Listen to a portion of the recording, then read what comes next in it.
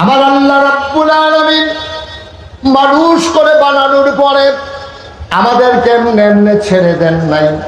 কোন পথে গেলে জান্নাত আর কোন পথে গেলে জাহান্নাম, কোন পথে গেলে লাভ আর কোন পথে গেলে লোকসান, কোন পথে ভালো কোন পথে মন্দ, কোন পথে কল্যাণ কোন পথে অকল্যাণ, কোন পথে শিরক বিদআত, কোন পথে তাওহীদ রিসালাত, কোন পথে কুফর আর কোন পথে ইসলাম জানানোর জন্য যুগে যুগে মানুষদের মাঝ থেকে বাছাই করে করুণা করে দয়া করে মায়া করে একদল উত্তম চরিত্রের মানুষ, যাদের জীবনে গুনাহ নাই, গুনাহ হওয়ার সম্ভাবনাও নাই, এমন একদল মানুষকে আমার আল্লাহ আমাদের জন্য নবী এবং রাসূল করে পাঠাইছে। বলো সুবহানাল্লাহ।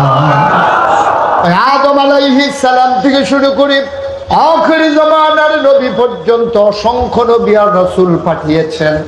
এক একজন নবীকে আল্লাহ একটা উপাধি দিয়েছেন। আদম সফিউল্লাহ, নূহ আদমের সানি, ইব্রাহিম খলিলুল্লাহ, ইসমাইল জাবিউল্লাহ, মুসা কালিমুল্লাহ, ঈসা রূহুল্লাহ, মুহাম্মাদুর রাসূলুল্লাহ সাল্লাল্লাহু আলাইহি ওয়াসাল্লাম।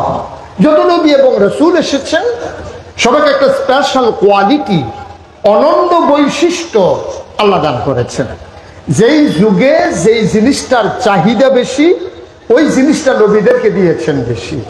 যেমন মূসা আলাইহিস সালাম, তাকে বলা হয়েছে কালিমুল্লাহ, ঈসা রূহুল্লাহ, দাউদ নবীরে দিলেন সুন্দর কণ্ঠ, সুলাইমান নবীরে দিলেন রাজত্ব, ইউসুফ নবী দিলেন সুন্দর চেহারা। সুবহানাল্লাহ বলবেন না? এখন এক এক নবীর এক একটা দিল, একজন নবীও নাই যেই নবীদেরকে এরকম স্পেশাল কোয়ালিটি অনন্য বৈশিষ্ট্য দেন নাই। এখন প্রশ্ন হলো, সব নবীরে যদি সব দিল, আমার নবী ছোট নবী না বড় নবী? কথা জানা দেখি, ছোট নবী না বড় নবী?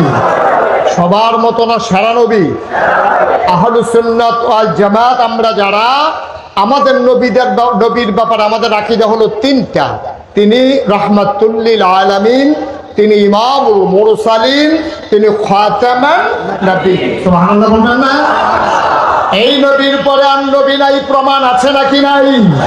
নবী নিজেই বলেছেন, আনা খাতামুন নবিয়্যিন লা নবিয়্য বা'দি, আমি হলাম সর্বশেষ নবী, আমার পরে নবী নাই। এই নবীদের শেষ এই কোরআনুল কারীমে আল্লাহ কেমন সুন্দর করে আলোচনা করে দিলেন। ইন্তেকালের 81 দিন আগে আল্লাহর নবী আরাফার ময়দানে জাবালে রহমত পাহাড়ের কিনারে পরন্ত বিকেল সূর্য ডুবো প্রায়, সূর্যের সোনালী রোদটুকুন বাঁকা হয়ে নবীর গায়ে পড়ছে। নবী বসে আছেন ওটের পিঠে। হঠাৎ করে সবাই তাকিয়ে দেখলো নবীর কপালে মুক্তার দানার মতো ঘাম দেখা যায়, চোখগুলো হয়ে গেছে বড় বড়, গাল হয়ে গেছে লাল।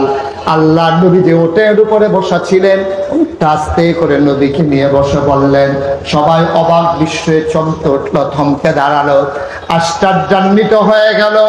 এই পরন্ত বিকেল, মৃদুমন্দ বাতাস, কারো গায়ে গরম নাই, নবী কেন ঘামতেছেন? হঠাৎ করে যখন উঠটা বসে পড়লো, আল্লাহ নবী উঠে দাঁড়ালেন। তিনি মুচকি হাসলেন, সবাইকে একটা ডাক দিলেন। কিতাব সাক্ষী দেয় ময়দানে সেদিন 1,25,000 সাহাবা ছিল। কোনো মাইক ছিল না, কোনো সাউন্ড সিস্টেম ছিল না। নবী খালি মুখে একটা ডাক দিলেন। সামনের মানুষটা যেমনি শুনলেন, পেছনের মানুষটাও তেমনি শুনলেন। এটা মুআজ্জাজা, স্পেশাল কোয়ালিটি। তিনি যেমন করে ডাকলেন, 1,25,000 সাহাবা সবাই একরকম করে নিজের কানে শুনলেন।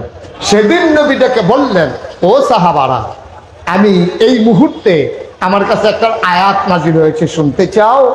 সাহাবারা বলতে, ইয়া রাসূলুল্লাহ, আপনি যদি দয়া করে শোনান। আল্লাহর নবী বললেন, এই মাত্র আয়াত নাজিল হয়ে গেল, আল ইয়াউমা আকমালতু লাকুম দীনাকুম ওয়া আতমামতু আলাইকুম নি'মাতি ওয়া রাদিতু লাকুমুল ইসলাম দীনা।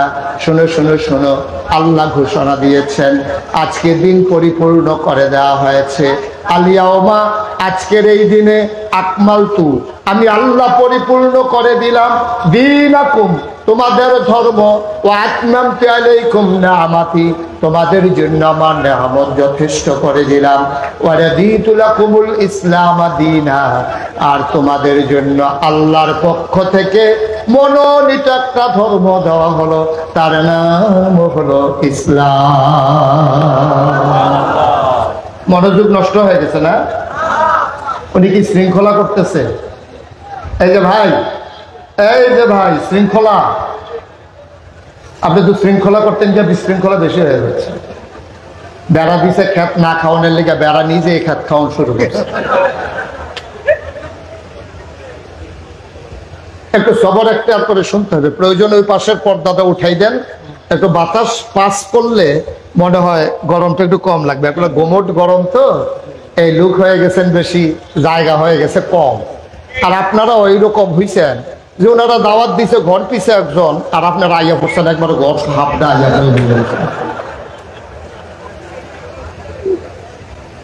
আমিন কর। এত মানুষ আমিন কইলে আওয়াজ হয় না? আমিন কর। উনি আগে কয় নাই, এখন কইছে। সব সময় কইয়া না? আমিন কর। জুড়ে, আরো জুড়ে। আল্লাহ কি বললেন? আলিয়াউমা, খুব খেয়াল, গভীর মনোযোগ। হ্যাঁ, আলিয়াউমা, আজকের এই দিনে, আকমালতু, আমি পরিপূর্ণ করে দিলাম, দীনাকুম, তোমাদের ধর্ম। সুবহানাল্লাহ বলবেন না? তাহলে আমাদের ধর্মের নাম কি? সবাই বলেন, ধর্মের নাম কি? এই যে আমি আয়াতটা এখন তেলাওয়াত করলাম, বানাইয়া বানাইয়া বলছি না, কোরআন শরীফে আছে। এটা কি আজকে আছে না ১৫০০ বছর আগে আছে? তাহলে ১৫০০ বছর আগে আল্লাহ বলছেন, আলিয়াউমা আকমালতু লাকুম দীনাকুম, আমি দিনকে পরিপূর্ণ করে দিলাম তোমাদের জন্য, মানে আমাদের জন্য। তাইলে দিন কি অপূর্ণ না পরিপূর্ণ? সবাই বলতে হবে, দিন কি অপূর্ণ না পরিপূর্ণ? আজকে না ১৫০০ বছর আগে। এখন পরিপূর্ণ কারে কয়? বাংলাদেশের মানুষ বুঝে নাই। সবাই যদিও বুঝে থাকে, বাংলাদেশের মানুষ বুঝে নাই পরিপূর্ণ কারে কয়। আমি এখন বুঝাইয়া বলতেছি। এই যে পানির বোতলটা আপনারা দেখছেন, এটা কি পুরা আছে না কম আছে? কম আছে। এটা ওই পুরাটা উনি দিতে আছে। হ্যাঁ, কই যে পুরাটাও কামে লাগতে পারে। হ্যাঁ, ঠিক আছে, দরকার আছে। তাহলে এটা কি পুরা আছে না কম আছে? আচ্ছা, এইটার ভিতরে পুরাপুরি আছে না কম আছে? পুরাপুরি আছে। এখন আমি যদি এটার ভিতরে ১ কুশ পানি দিই, এটা কি ভিতরে পড়বে না বাইরে পড়ে যাবে? আবার যদি এখান থেকে ১ ঢুক পানি খেয়ে ফেলি, এটা কি পরিপূর্ণ থাকবে না কমে যাবে? তাইলে পরিপূর্ণ মানে হচ্ছে কমও না বেশিও না, অর্থাৎ এই পরেও যাবে না, আবার এই ঘাটতিও হবে না, এটা কয় পরিপূর্ণ। তাইলে আল্লাহ বলছেন, নবীজিও বলে নাই, কিন্তু কোন সাহাবা বলে নাই, কোন তাবেই বলে নাই, কোন তাবেই বলে নাই, উম্মাহাতুল মুমিনিন যারা, তারা বলেন নাই। তারপরে আপনার উলামায়ে মুতাকাদ্দিমিন, মুতাআখিরিন, সালফে সালিহিন, মুফাসসিরিনে কারাম, মুফতিয়ানে আযম, কেউ বলে নাই। আল্লাহ বলছেন দিন পরিপূর্ণ। পরিপূর্ণ মানে হচ্ছে কমানোও যাবে না, বাড়ানোও যাবে না। এটার নাম হলো দিন। আর দিনের নাম কি? তাইলে আমরা কি আল্লাহর কথা সবাই, আল্লাহকে কি আল্লাহ হিসাবে মানি? আল্লাহকে মানা মানি কি? আল্লাহ যা করতে বলেছেন তা করা, আর যা নিষেধ করেছেন তা না করা, এটাই হচ্ছে আল্লাহকে মানা। ঠিক কিনা বলেন? এখন আমি যদি, আমরা সবাই মিলে এখানে বললাম, লা ইলাহা ইল্লাল্লাহ, লা ইলাহা ইল্লাল্লাহ, লা ইলাহা ইল্লাল্লাহ, আল্লাহ ছাড়া কোনো ইলাহ নাই, অর্থাৎ আল্লাহ ছাড়া কোনো ইলাহা, এটা আরবি শব্দ, আপনারা বুঝেন নাই। ইলাহ শব্দের অনেক ব্যাখ্যা। আমি সহজ করে, বাংলাদেশে যত বক্তা আছে সবচেয়ে সহজ করে ওয়াজ করতে পারি আমি, এটা অনেকেই বলছে। আমি বলতেছি তা না। আমার ওয়াজ যদি না বুঝেন, তাহলে বাংলাদেশে আপনার ওয়াজ শুনতে লাভ হবে না। এত সহজ করে ওয়াজ কেউ করতে পারে না। আমি একেবারে এই শ্রোতা যারা, তাদের প্রয়োজন অনুসারী আমি ওয়াজ ডেলিভারি দেওয়ার আল্লাহ আমার এই সামান্য একটু যোগ্যতা দিছে। যার দাঁত উঠে নাই, তার ফিডারে করে দুধ দেওয়া লাগবে। যার এই কিছু দাঁত উঠছে, এখনো পুরোপুরি ভাত হজম করতে পারে নাই, তারে ডাইলের পানি দিয়া মাখাইয়া কোচাইলা দেওয়া লাগবে। এরপরে যদি এই চাবাইতে সমস্যা হয়, প্রয়োজনে বদনার ভিতরে ভইরা নল দিয়া ওয়াজ না বুঝার কোনো সুযোগ নেই, বুঝ নিয়ে যাওয়াই লাগবে। কারণ কিয়ামতের ময়দানে এই ওয়াজ নিয়ে আমি আসামি হইতে রাজি না। আমার বুঝাইয়া বলার আমি বুঝিয়ে বলবো, আপনি যদি না মানেন এটা আপনার বিষয়। তাইলে আমরা সবাই মিলে পড়ি লা ইলাহা লা ইলাহা লা ইলাহা। মানে কি? মানে বলেছি আল্লাহ ছাড়া কোনো ইলাহ নাই। আবার আসা আরেকটু বুঝাইয়া বলি, আল্লাহ ছাড়া কোনো ইলাহ নাই, আল্লাহ ছাড়া কোনো মাবুদ নাই, আল্লাহ ছাড়া কোনো মাশুক নাই, আল্লাহ ছাড়া কোনো মওজুদ নাই, আল্লাহ ছাড়া কোনো মাকসুদ নাই। এটার নাম হলো লা ইলাহা ইল্লাল্লাহ। মাবুদ নাই মানে আমার ইবাদত পাইতে পারে আল্লাহ ছাড়া আর কেউ আছে না। আমার প্রকৃত বন্ধু হইতে পারে আল্লাহ ছাড়া কেউ আছে না। আমার সামনে এই জগৎ যা কিছু দেখি আমি মনে করি সব কিছুই আল্লাহ। এখানে আল্লাহর ছাড়া কারো ক্ষমতা নাই। ইনিল হুকমু ইল্লা লিল্লাহ।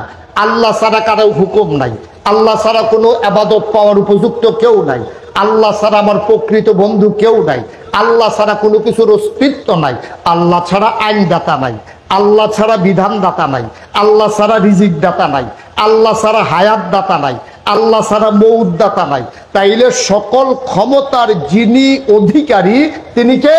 আল্লাহ। এটা সবাই বিশ্বাস করেন? সবাই মানেন? তাইলে আপনি যে মাজারে গিয়া সাজদা দিলেন,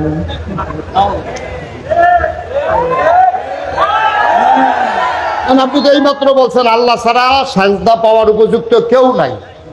এখন এই বাংলাদেশে আল্লাহ ছাড়া এই গাছের সামনে, মাছের সামনে, পীরের সামনে, মাজারের সামনে সাজদা দেয় নাকি দেয় না? আপনাদের এলাকায় বোধহয় দেয় না, একটু কাছাকাছি দেয় না, এখানে দেয় না নাকি? আছে তো উনি কয় মহিলা সহ দেয়, তো পুরুষ দিতে পারলে মহিলার কি দোষ? মহিলা যে দিয়া ফইরা থাকে না, উঠে না, যে এটা একটু বেশি। তাহলে সেজদা পাও না কে? তাহলে আপনি মাজারে গিয়ে সেজদা দিলেন, একেবারে সরল বিশ্বাসে বলবেন আমার খুশির জন্য না, তাইলে কি আল্লাহকে মানা হইছে? কথা কোন, আল্লাহকে মানা হইছে? আপনি যদি বলেন যে এবার যে ঝড়, এই বৃষ্টি আসতেছিল, বাংলাদেশের মানুষ এমন প্রস্তুতি নিছে, ঝড়টা তুফানটা ভয় পাইয়া ইন্ডিয়ার দিকে চলে গেছে, এটা কি আল্লাহর উপরে বিশ্বাস হইছে? কথা না, বিশ্বাস হইছে?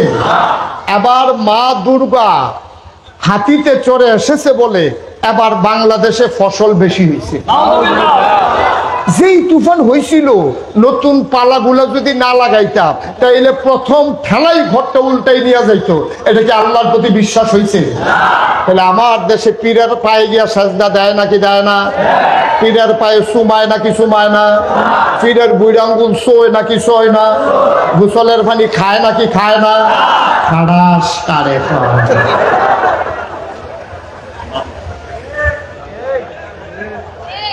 তাইলে কি আল্লাহ মানা হইছে? তাইলে কি আল্লাহ মানা হইছে?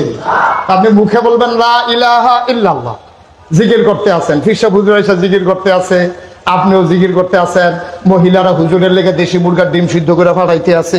আরে জিকির, এরকম জিকির হুজুরে যখন জিকির করে মনে হয় গাছে জিকির করে, মাছে জিকির করে, মাডিয়ে জিকির করে। আর হুজুরে যেই মেহনত করতে আছে, দেশি মুরগার ডিম ফাওয়া দেওয়ার হুজুরের দরকার আছে। দেশি মুরগার বাচ্চা আপনি জব করে হুজুরের জন্য বোনা করে পাঠাইছেন, তারপরে বিদেশি ফুতের টেহারা, গরুর কলজারা, মাছের মাথারা, গাছের লাউডা সব আপনি হুজুরদের দিলেন, মনে করতে আছেন লা ইলাহা ইল্লাল্লাহ। আপনিও জিকির করতে আছেন, হুজুরও জিকির করতে আছে। এই মুহূর্তে আপনি যখন ঘরের ভিতরে মসজিদে মাঠে বসে জিকির করতে আছেন, এমন সময় একজন ফোন দিছে, ভাই কিস্তির টেহারা লইয়া আইছিলাম। কি টেহা? কথা বুঝেন না? এটা মাসে মাসে যে সুদের কিস্তি দেওয়া লাগে, কিস্তির টাকাটা লইয়া তো আইছিলাম। আপনি কো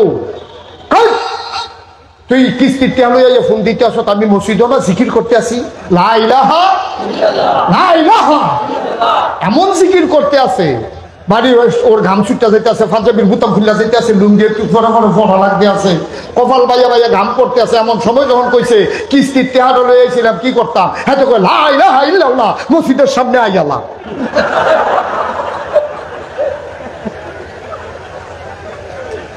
আল্লাহ মানা হইছে? আপনি মুখে বললেন কি, করলেন কি? আপনি মুখে বললেন কি আর কাজটা করলেন কি? আপনি মুখে বললেন আল্লাহ ছাড়া কোনো বিধানদাতা নাই, তাইলে আল্লাহ সুদ খাওয়া ফরজ করে দিছে।